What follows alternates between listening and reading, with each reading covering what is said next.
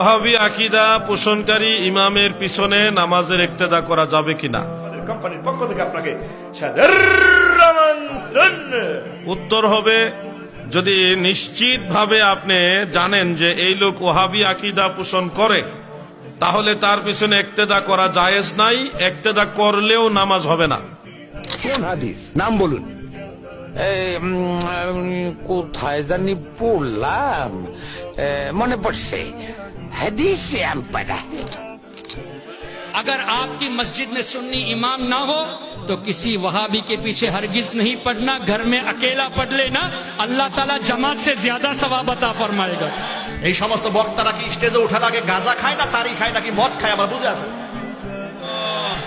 इसलिए जमात से ज्यादा सवाब मिलेगा कि या अल्लाह तेरे हबीब के दुश्मनों के पीछे हम नमाज को बिगाड़ना नहीं चाहते। ওয়াহাবি আলেমের পেছনে নামাজ পড়া যাবে না।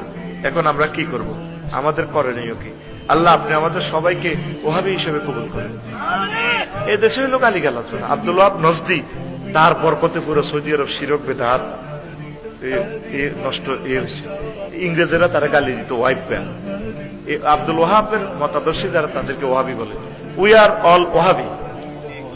আমিন ক আব্দুল ওয়াহাব নজদি ওয়াহাবি সবে তো আমরা ওয়াহাবি ইউজার।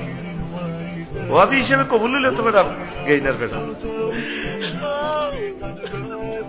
इतनी खुशी, इतनी खुशी, इतनी खुशी मुझे।